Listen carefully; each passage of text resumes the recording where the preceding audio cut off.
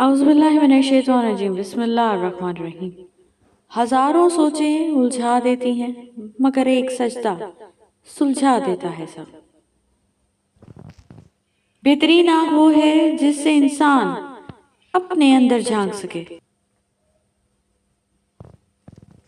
نرم دل لوگ خالق کائنات کی سب سے خوبصورت تخلیق ہے۔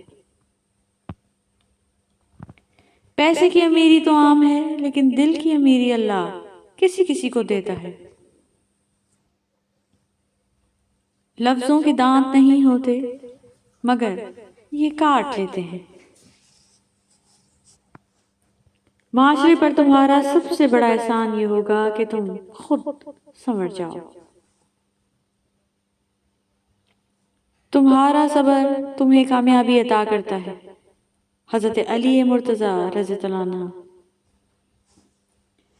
غم آدھا بڑھاپا ہے، حضرت علی رضی اللہ عنہ۔ کس کس کو راضی کرو گے؟ بس ایک رب کو راضی کر لو، سارے مسئلے حل ہو جائیں گے۔ دنیا کی ٹھوکروں سے ایک سبق سیکھا ہے، ہر مشکل کا حل سجدہ خدا میں چھپا ہے۔ اصلی انسان زبان کے پردے میں چھپا ہے، مولا علی علیہ السلام۔ اے مومن، جب تک تو نقصان سے ترقی نہ کرے تب تک کمال کو کبھی نہیں کر سکتا، مولا علی علیہ السلام۔ مصیبت میں گھبرانا بڑی مصیبت ہے، حضرت علی مرتضیٰ علیہ السلام۔ ناکام وہ ہوتا ہے جس کی امیدیں دنیا سے ہوں، حضرت علی رضی اللہ عنہ۔ حضرت امیر المومنین امام علی علیہ السلام نے فرمایا، یقیناً آدمی کی رسوائی کا بدترین سبب حسد ہے۔ جب کسی کام کا ارادہ کر لو تو پھر اللہ پر بھروسہ کرو، قرآن کریم۔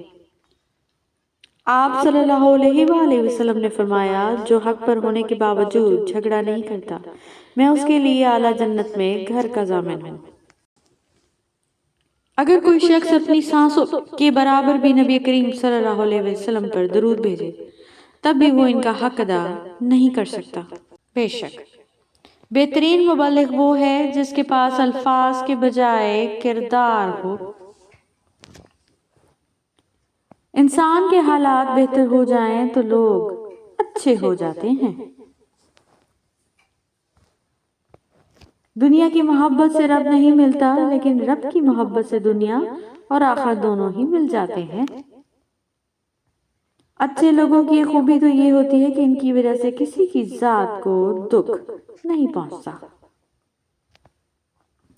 خدا تک پہنچنے کے بہت سارے راستے ہیں لیکن میں نے محبت کا انتخاب کیا، مولانا رومی۔ جس کو خلوت میں تقوی حاصل نہ ہو اور اللہ تعالیٰ کی محبت کا دعویٰ کرے وہ جھوٹا ہے۔ آپ 40 عالموں کو ایک دلیل سے ہرا سکتے ہیں لیکن ایک جاہل کو 40 دلیلوں سے بھی نہیں ہرا سکتے۔ Thank you so much for watching. Please don't forget to subscribe.